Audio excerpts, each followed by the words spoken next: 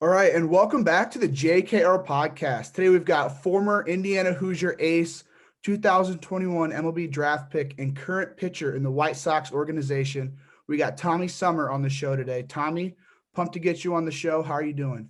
Yeah, thanks for having me. I appreciate it. I'm doing well. Yeah, of course. Hey, spring training's back in action, but before we start digging into that, one question I always like to ask everybody when they come on the show. First question is, for those who don't know you, how would you introduce yourself?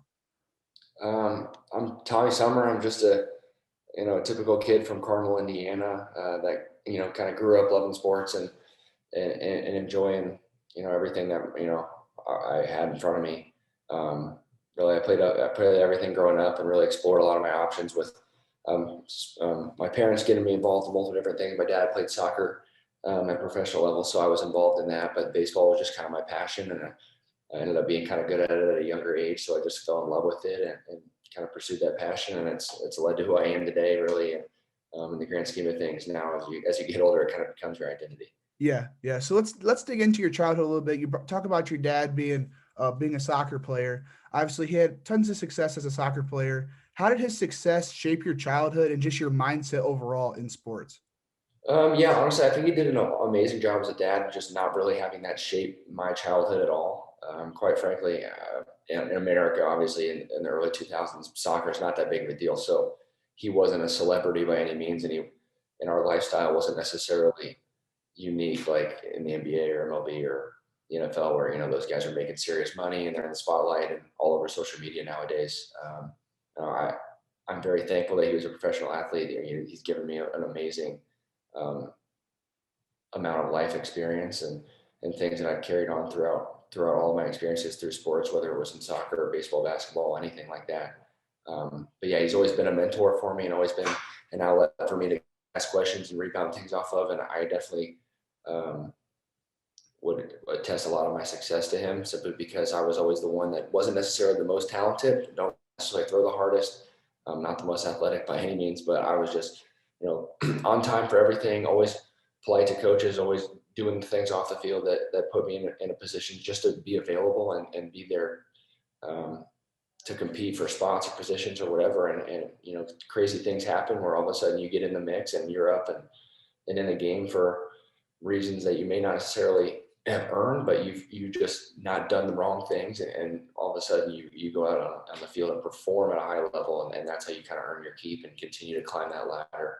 But that's kind of the biggest thing that he's always taught me, is because we played different sports. It wasn't necessarily, hey, do this, do that. It was more off field things, mentally trying to stay ahead of the game as much as possible. Yeah. So with your dad being a soccer player, what was it that led to baseball being the sport that you played in college rather than soccer like your dad? Actually, it's from my mom. My mom played softball growing up, and I just loved sports as a little kid. We played everything growing up. Our family, plays everything. Being from Indiana, obviously, we're diehard basketball fans, big Hoosier fans.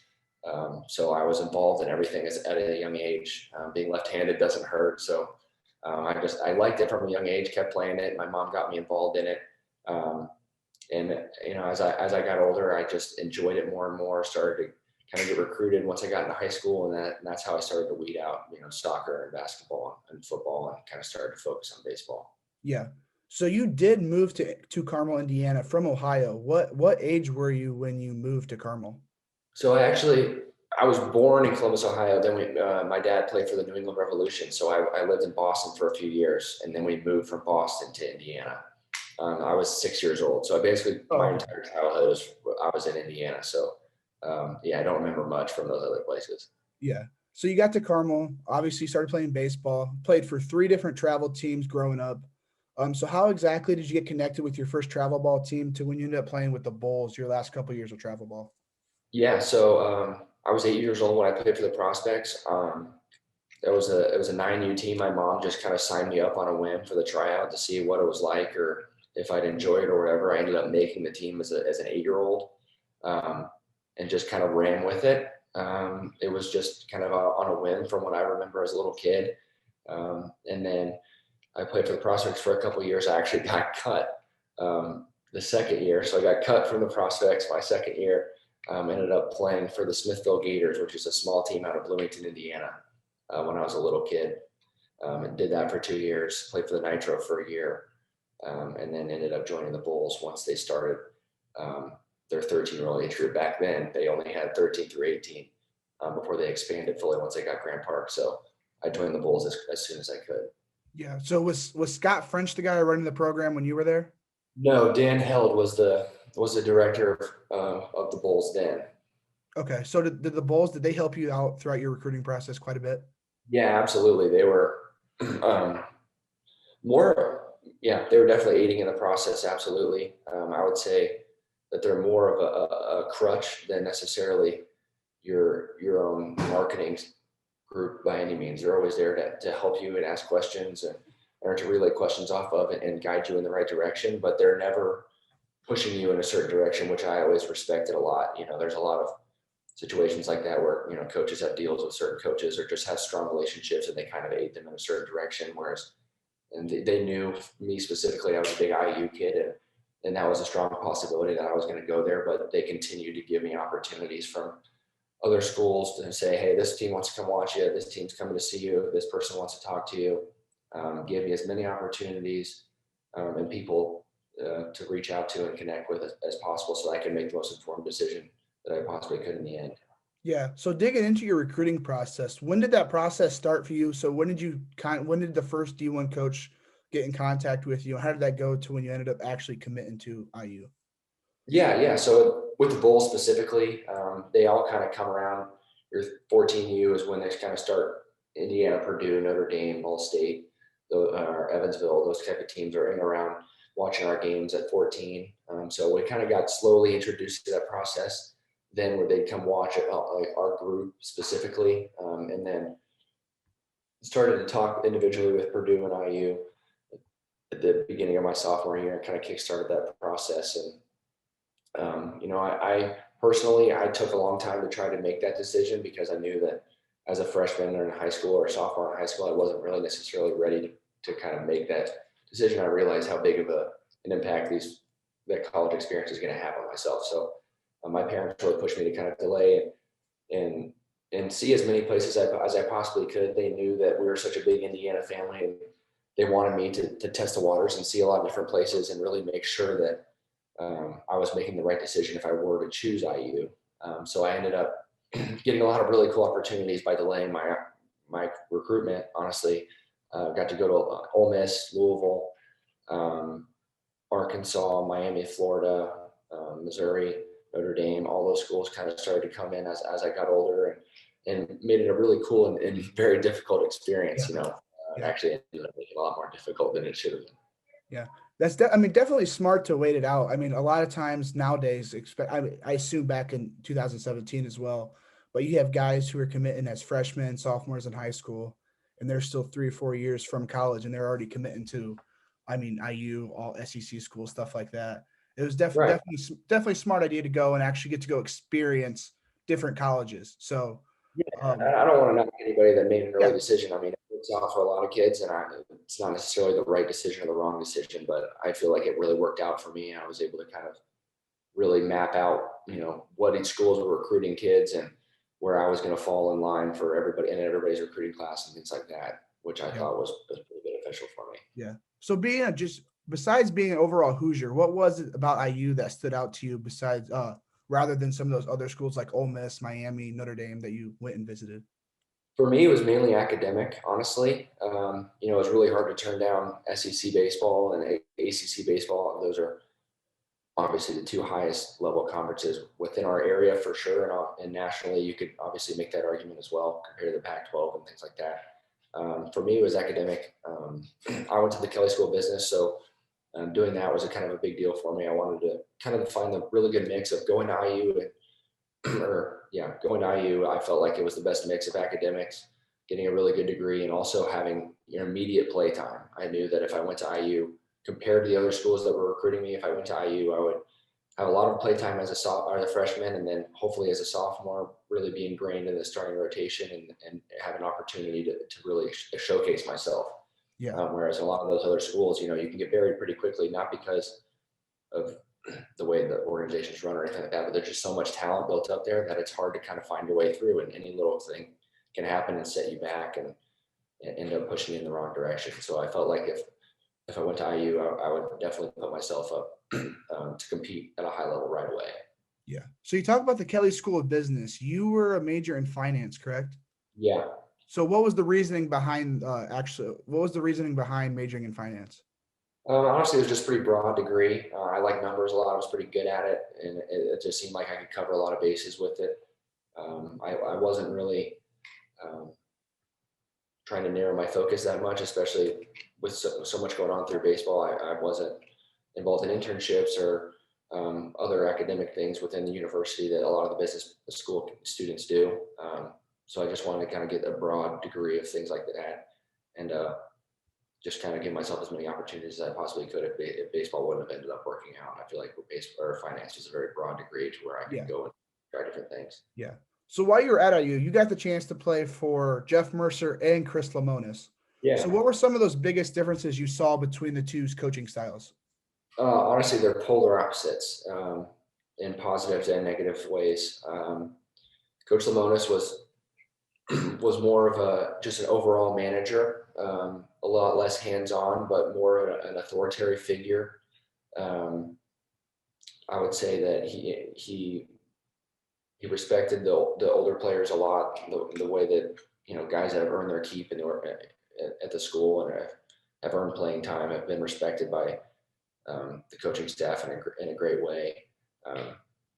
They gave me an incredible opportunities as a freshman, so I'm more than thankful for everything that they've given me, because that's a very difficult thing to do, and it instills a lot of trust in a young 18-year-old to go and play in a game. So I'm thankful for that now that I have the sight to look back on it and realize what they actually put me out there to go try and do.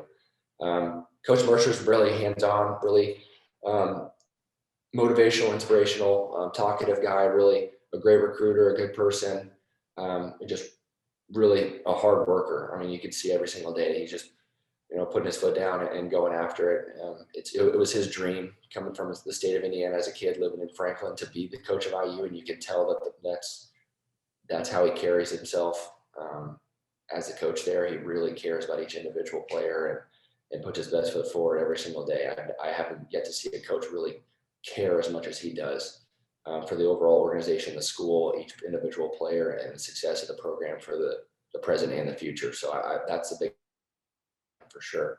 Yeah. Being an Indiana kid too, obviously, and now we're graduating and moving on. You really want to see the program move in the right direction. And I think he does as well, which is exciting. Yeah. So you got the opportunity to play as a freshman under Lemonis. Just you playing quite a bit as a freshman. Who were some of the upperclassmen that kind of took you under their wing when you were trying to find the ropes of playing college baseball? Yeah, we had a lot of great older guys that I was able to bounce off of. I was very fortunate. I was really the only freshman in our group. Matt Lewicki got hurt his freshman fall, so I was really the only freshman that played or traveled that year. So I had a lot of time to really watch the older players. Were Paulie Milto, who's actually with the White Sox now, and Jonathan Stever were the Friday, Saturday starters with the White Sox. Timmy Herron as well was one of our other starters. And then Cal Kruger was a great older guy who really had a good head on shoulders, was a really good person, and one of our closers that we really leaned on to. So I had a lot of young or older guys to kind of learn the ropes and follow in line. So those guys really paved the way for all of us moving forward. I'll always appreciate those older players that stuck their neck out for us and helped us along the way. Yeah. So along your 4 years here at IU, what were some of the things that you were able to develop the most skill-wise or even on the personal side of things? I think honestly the biggest thing is just personal growth.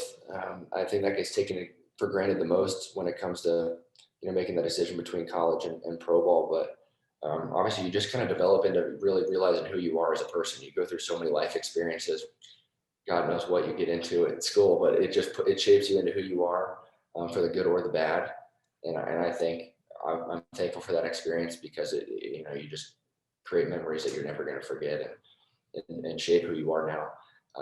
But in terms of skill wise, I think obviously I got a lot stronger, developed my physical body, and probably put on 30 or 40 pounds over the course of my 4 years at school. Put on a little bit of velocity as I got older and more mature. I would say my changeup is probably the biggest thing that I developed. I actually learned that from Coach Bung my freshman year.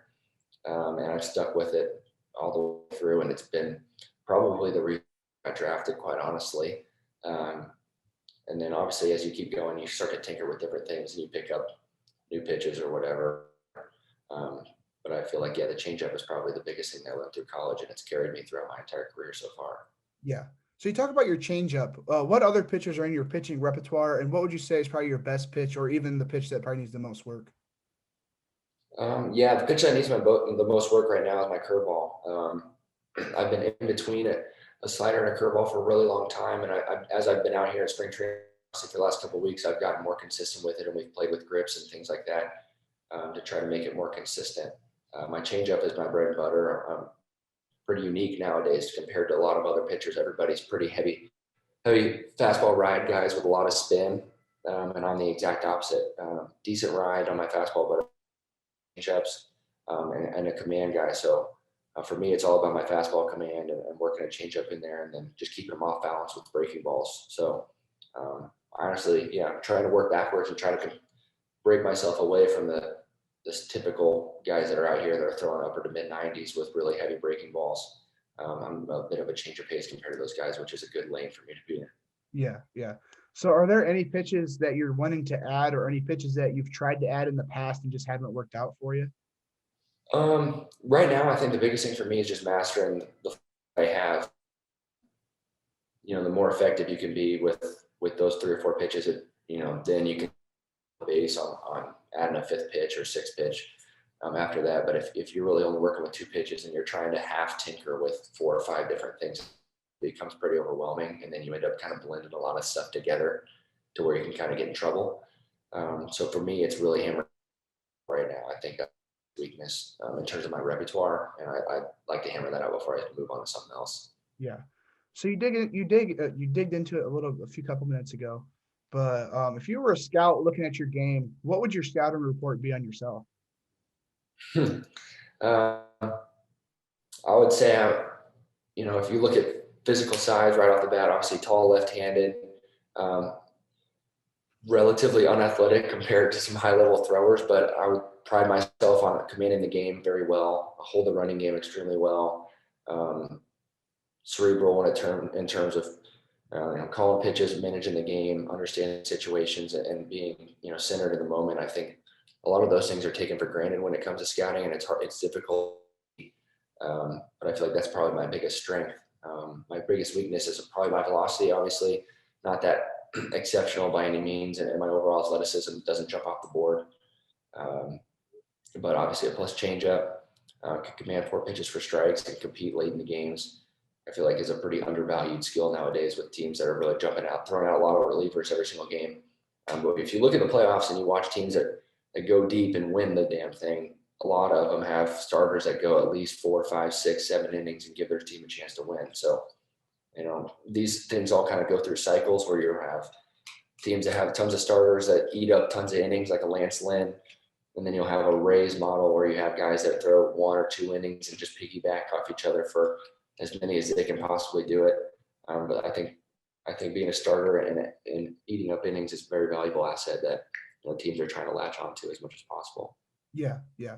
So moving back into your Indiana experience, obviously you went 4 seasons there. You got to experience COVID. You were actually a Friday night starter. I know at least 1 season. I'm not sure about last season. My junior and senior year. Okay. But looking back at your college baseball days, what are some of the key stories that come to mind? And then who are some of those teammates that you probably bonded with the most over your 4 years? Well, most of the stories you really think about aren't really even on the field, quite frankly. It's all the stuff that kind of happens on trips or games or whatever. I would say our biggest or coolest experiences were playing at LSU my junior year, actually. So I was the Friday guy that weekend, was the year of COVID. And LSU had just won the national championship with Joe Burrow and Jamar Chase and all those dudes. So it was sold out. I got 10,000 plus fans in the stands. And then the day before the game, we all did a lift in their complex, and they have a bunch of video boards all over their weight room. And all of a sudden the music stops and they turn on the video boards, and it's every single hit that I'd ever given up in college. Up on the video board goes double, home run. going off the board for our entire team workout for like an hour and a half. It was just on loop. That's probably something that I'll remember for the rest of my life, honestly, because it was, you feel like you're confident, you're ready to go into that situation, then you kind of have like an oh crap moment there for a little while. And you're like, man, I'm really ready for this. Yeah, so that was an overwhelming experience. I mean, Coach O ended up throwing out the first pitch, and people were going ballistic, and yeah, it was a pretty cool experience for sure. Yeah. So you talk about that trip with LSU. I'm gonna ask Matt this when I interview him next week, but there was some type of like commotion that went on that series, right? There was something about a fan being ejected or something along those lines. Honestly, not that I remember, to be honest No. with you. No, I don't. It might have happened. Honestly, I don't know. Okay. I know we've had our fair share of fights and ejections, but that wasn't one. Yeah. I was listening to, I can't remember what podcast it was, but Matt went on a podcast and they talked about it. I'm going to have to re-listen to it before I interview him and see what exactly that was. But there was something about it, like a fan being ejected after Coach O threw out the first pitch or something like that. But you did say There might have. I was warming up for the game, so okay. it might have happened, and I just had no idea. So Okay. if it happened then, that's probably why I don't remember. Yeah. So you talk about ejections. Have you ever been ejected from a game before? Yeah, I got ejected in high school. I never did in college just because there's a lot of repercussions for it. Yeah. Gets thrown out of the game. Just all the things you have to deal with the athletic department is kind of a pain in the butt. But yeah, I got our shortstop in high school got slid into, spikes up, and I came running out of the dugout. Nobody else on my team came running out of the dugout, but I was like screaming and yelling and got thrown out of a game in high school, which was pretty fun. Yeah. Yeah. Let's move Yeah. into let's move into the draft process for you. So last year, obviously drafted 2021. Just heading into the draft, what were your thoughts? When did those conversations start with teams? So it kind of started my junior year all the way through COVID. To be honest with you, I was not a highly touted kid in my junior year, nor neither my senior year. So I had a couple meetings with teams over the course of that 2 years, but it wasn't anything serious at all. So it really kind of picked up in the start of my senior year. I went out to Minnesota our first weekend and threw really well on that first weekend. So I started to get some interest after that first week. And then things just kind of stalled out or were pretty stagnant throughout the course of the season. Talked to a couple of teams here and there, but it wasn't necessarily anything big. I was a senior, signed for $20,000, so I didn't make that much money. So being a kid like that in that certain situation, obviously you're not prioritized. So I wasn't getting as much of the attention as McKay Brown or Gabe or those guys that are making a lot of money. So it actually kind of came up. I got drafted by the White Sox. Mike Shirley is the scouting director for the White Sox, and he's based out of Anderson, Indiana. So I've met with him a couple of times before, and obviously had a good relationship over the course of my whole career with the Bulls and things like that, all the way back through high school. And I had my last two starts with IU. I had a big blister on my finger. So against Michigan and against Nebraska, I had really bad games where I came out after like the first or second inning because my finger had kind of like burst and bleeding all over the place, and I'd given up a bunch of runs. So I looked terrible. So I called Mike Shirley and asked him if he could get me somewhere to play in the summer. I asked him to take me out to the Cape, and if I could get a chance to play in the Cape. So he ended up getting me basically a 2-week contract before the draft to go play for the Falmouth Commodores in the Cape. So I ended up doing that, throwing like literally 2 innings out there. And then the day of the draft, Mike and his other area scout called me and was like, would you take this money in the 10th round? And I was like, yeah, absolutely. And that was pretty much the extent of it. So it kind of came up pretty quickly. Didn't really have that much of a deep process with many teams. It just kind of came down to personal relationships, which was Yeah. So that week heading into the draft, when you talked to Shirley, you pretty much knew you were getting drafted by the White Sox. There wasn't really any conversations with other teams. No, honestly, until the day of the draft, I did not think I was going to get drafted. So obviously, the first day happened. I wasn't going to be a first rounder. So then the second or third day was like through the 10th round was that day. I woke up, was going to the field, and got a phone call that morning. Was like, would you take this money in that round? And I was like, I just said yes. And still at that point, you think it's skeptical because I know plenty of stories where guys were offered this in this round, and then the round comes and they take somebody else. So they take somebody else. So I didn't tell my parents. I didn't tell anybody. I was actually getting warmed up to go in the game at the Cape, and it came on the intercom. And it was like, Tommy Sommer just been drafted by the Chicago White Sox. And then the trainer gave me my phone, and my phone was blowing up and everything like that. So it was pretty surreal experience and very unique. Yeah. So before that conversation with Mike Shirley, were you planning on just spending that whole summer in the Cape Cod and then coming back for that 5th year COVID year at IU? Yeah. So I, at that point, I was thinking about if I was going to be offered a free agent deal, I probably maybe would have taken it, maybe not. It was just kind of how I felt about it and the kind of the opportunity that was presented with me. But I was actually in the transfer portal at the time because I was a graduate senior.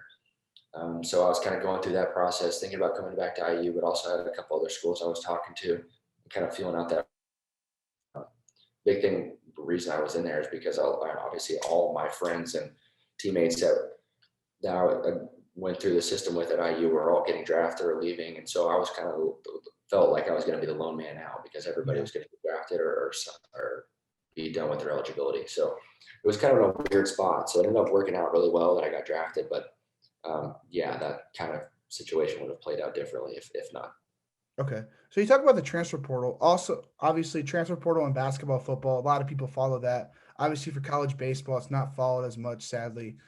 So when you did enter that transfer portal for baseball, were there a lot of teams that were reaching out to you? What teams did, and what were your conversations like with those teams?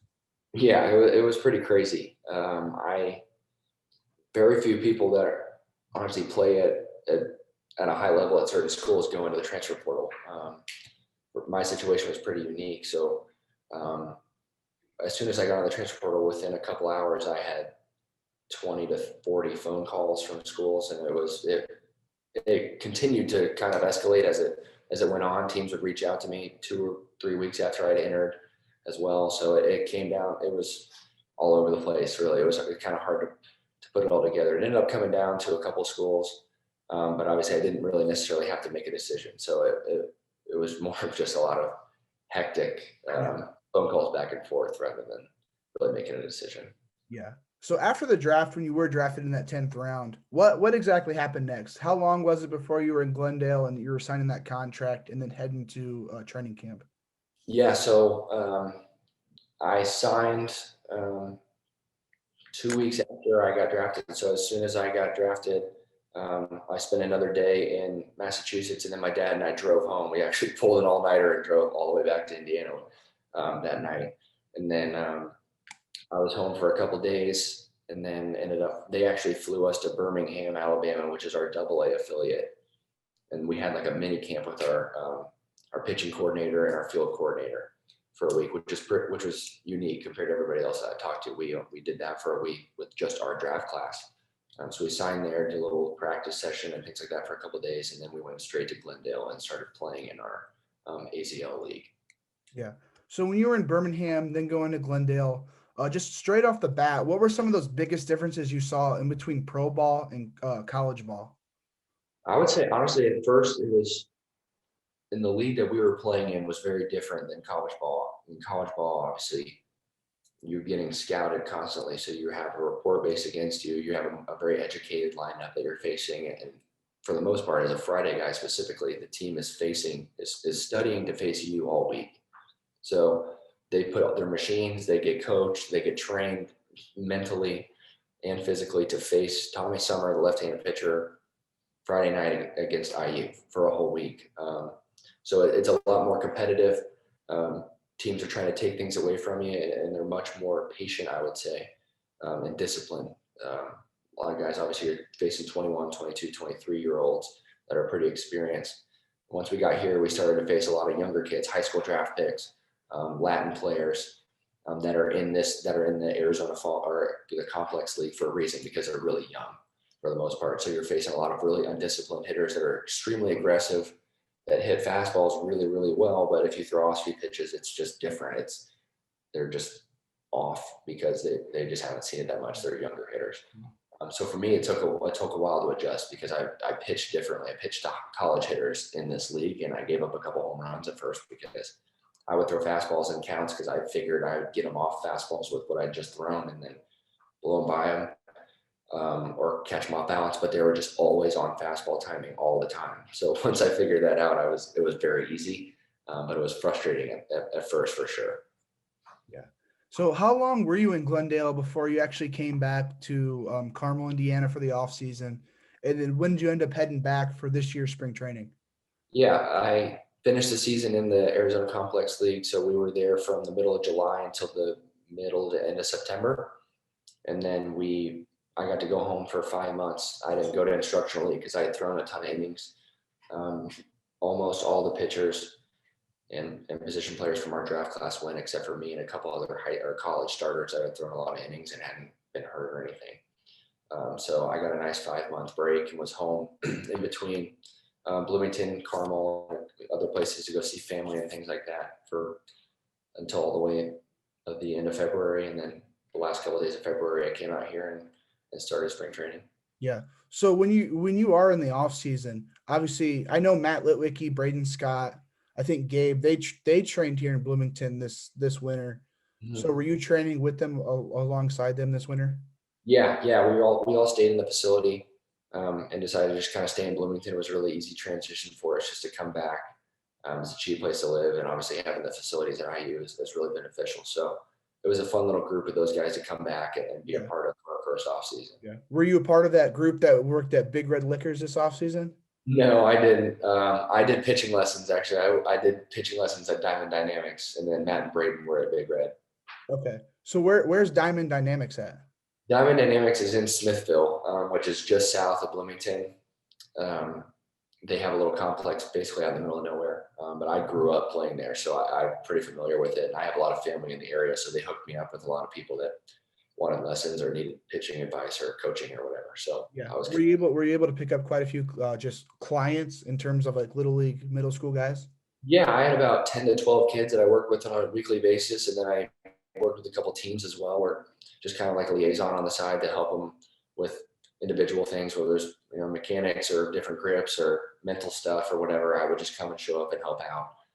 It ended up being a lot of fun because I grew up as those little kids at 9 years old being in that place specifically. So it was pretty fun to kind of do it all again as kind of a mentor. Yeah. So when did you head back to Glendale for spring training this season? The February 28th. So I've only been here for 3 weeks now. Okay. So obviously that would be different if it wasn't the lockout season, correct? It would have been like a week earlier or 2 weeks earlier. Yeah. Okay. So obviously this is your first spring training, so you don't really know what like a spring training without a lockout. Yeah. I mean, they haven't had a normal spring training for 2 years now. So everything is new for pretty much everybody, because they had obviously COVID 2020 where nothing happened. And then the lockout changed everything this year too. So overall, what's your first spring training like? How are you liking it? It's a lot of fun. I like the individuality about it. Getting to kind of do your own thing, stay in your own lane. It was very hectic at first. Obviously, showing up and you're in a locker room with 120 guys, it can be overwhelming. But I think being an older guy that's been around long enough, you kind of are comfortable in those situations a little bit more than if I was younger. So. The competition level of it is a lot more difficult. Obviously, you have to show up ready to go every single day. You can't mess around and do dumb things off the field. You can't go hiking all day or go out drinking and do all that stuff and then expect to show up the next day because you're facing AA, AAA guys. You show up to the field one day. Last week I showed up to the field the other day. We weren't having simulation games with minor leaguers, so I faced Tim Anderson, Yohan Moncada, and Jose Abreu, and 2 other big leaguers. Yeah. So that was my day. They're like, here you go. These are the hitters you got to face today. So you got to be on your stuff because you never know when stuff like that's going to happen. But it was really. What were those at bats against Tim Anderson, Moncada, Abreu? What were those at bats like? Were you able to get them out, or did they get some? So obviously it's a little different. It was like their second or third day there, so they were just kind of going through the motions a little bit. But obviously we were jacked up, ready to go. So it was a lot of fun. Tim Anderson's super talkative and outgoing, and as soon as I walked in there, he was, messing with me, talking to me, asking me if he needed to wear his Evo shield, if I was going to blow his elbow up, or just messing with him and stuff. So I got him out the first time, and he starts talking shit and messing with me, calling me out and stuff. So I was jawing back with him just to make it fun. And it was a really cool experience. I'm thankful for it. Obviously, to get to do that is a dream come true for anybody. It was I just happened to be lucky that I was the guy to pitch that day. But besides those days where you're facing obviously those MLB All-Stars guys playing with the White Sox, one of the better teams in the AL, what does your average day-to-day look like? Yeah, so usually we get to the field really early. We're there at 7:30 in the morning to kind of get going, and then we either have we have like a movement prep, which is basically just kind of like a warm-up stuff that we do, and then we go out and play catch, do our drill work and things like that. We go straight in like a team practice where you have batting practice, team defense, things like that. We're usually a part of that. And then we're kind of on our own. So we have our workouts 3 or 4 times a week, or certain things we have to do in the weight room or running or whatever. If we're not throwing bullpens and things like that, that's kind of the end of our day. A lot of guys go in and watch video, do mechanical stuff on the side or whatever. If we have bullpens or games or things like that, we usually throw our bullpens and then have workouts. But it's pretty relaxed. It's not in college and things like that where it's like once you go with your bullpen, you're a part of team practice. You're a part of every single thing that goes on. You're pretty much on your own if you're taking care of your stuff, obviously, and doing your things. So I enjoy that aspect of it because I feel like I thrive in that environment and just kind of being able to do what I need to do instead of kind of being dragged along. Yeah, I've enjoyed that aspect of it for sure. So being at Camelback Ranch, when you guys are splitting the facility with the Dodgers, obviously the facility's huge, but are there times when you're running into some of those Dodgers players and prospects as well? No, they're completely separated. So it's pretty much split in half. And then there's a giant river basically that runs in between the middle of it. So our sides are completely separate. Even the colors of our fields are different. So we take up 6 fields on our side, and they have, I'm pretty sure, 6 or 7 fields on their side. And we never really cross paths at all. The facility itself are 2 separate buildings too. So we're not within the same locker room or cafeteria or weight room or any facilities that kind of share their space. Yeah, I went to Arizona back in 2017. I went and saw a lot of those different facilities. Obviously, Camelback Ranch is probably one of the better facilities in Arizona. It seemed like at the time. Obviously, I was like a 14-year-old kid, so I can't really remember that well. But it seemed like it was one of the better facilities. But when you're not at Camelback Ranch, what are some of your favorite things? What are some of the things you do to pass the time in Glendale? Yeah, so we're in a hotel right now, which makes it a little bit difficult. Some guys are in apartments within 10 or 15 minutes around. So we like to go to Scottsdale. Is a really nice place. We go out to Scottsdale a handful of times and go do fun stuff over there. I know a couple guys have been to the Coyotes games out here, the Suns games.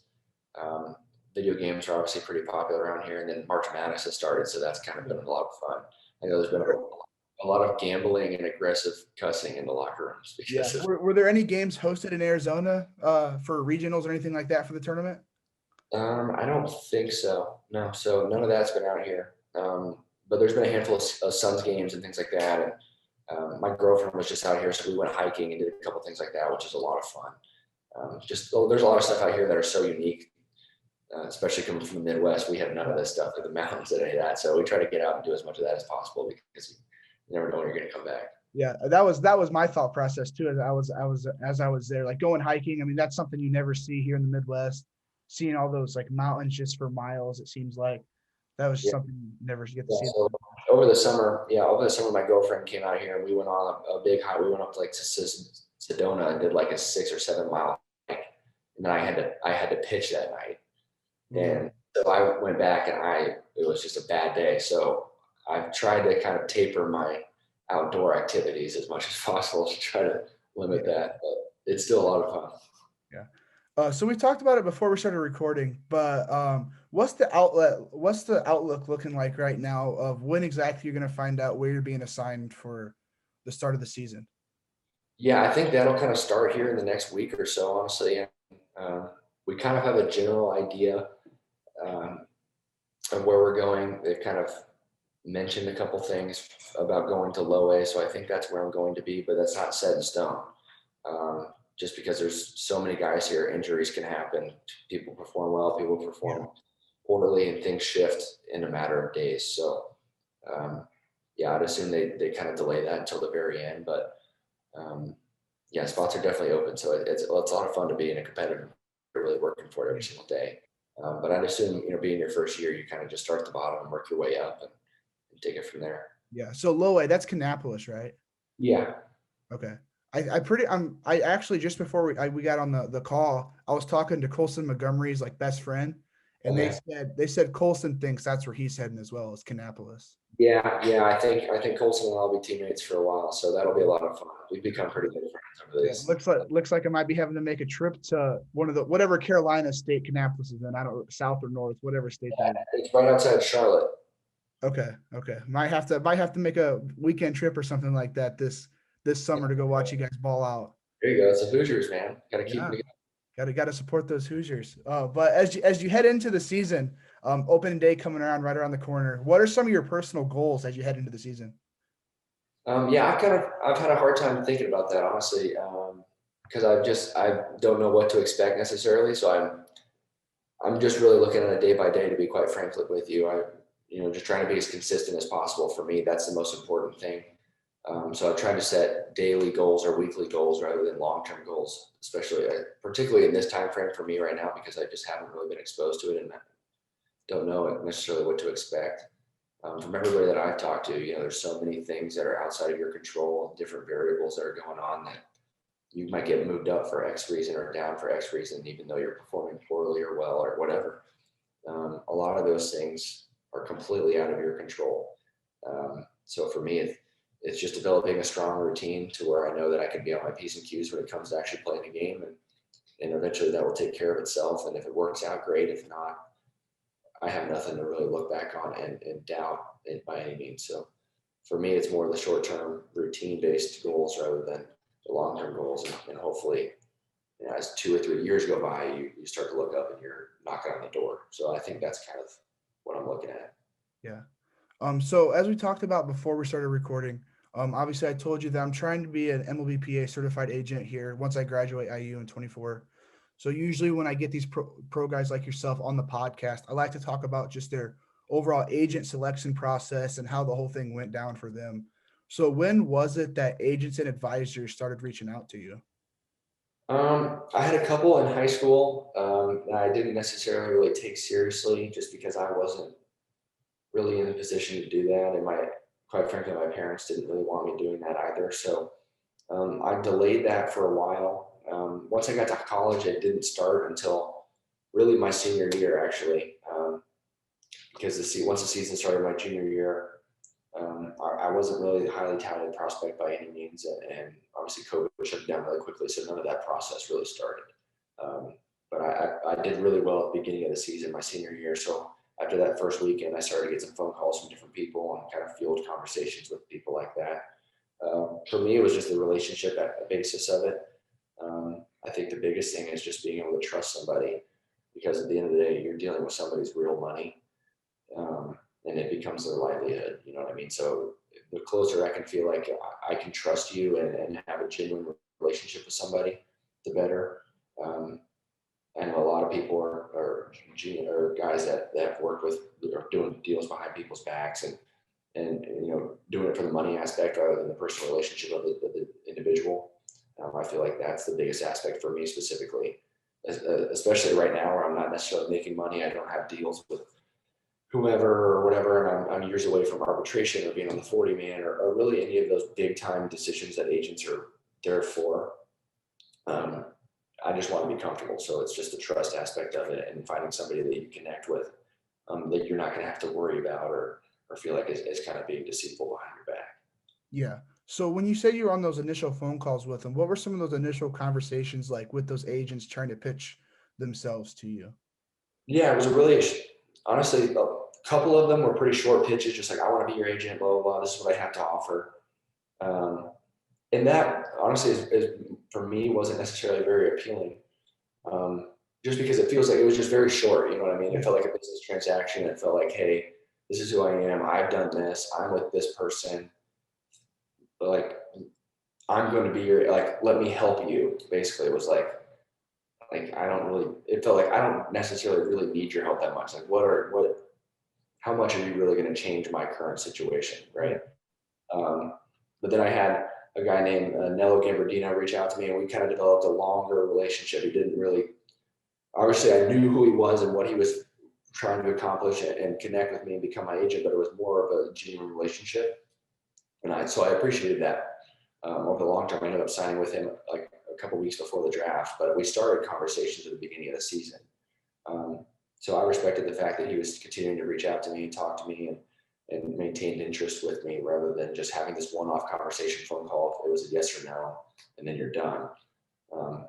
That was probably the biggest thing that I felt like was a deciding factor for me. Yeah. So when you were going through that process of picking an agency, what were some of those key things that you were looking for besides just the relationship side of things? Yeah, I mean, for me, I didn't necessarily have like the pick of the litter when it comes to all these different services and things like that.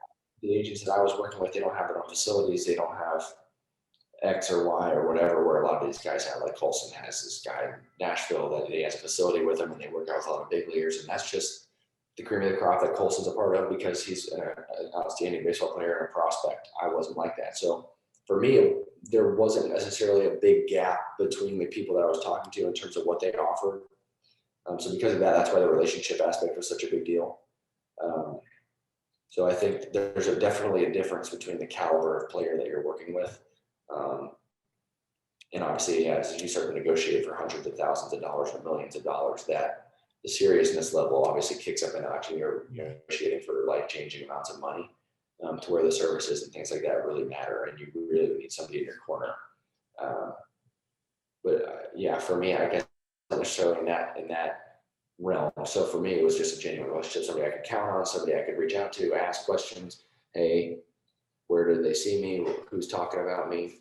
Those kinds of conversations are kind of where I'm at right now. So it's more about a personal level than anything else, rather than business. So you talked about the phone calls, some of those short phone calls that kind of seemed more transactional with those agents. But when you were going through the process and you talked to a couple of those guys, was there anything besides those short phone calls that like just caught your attention of something that just did not impress you at all?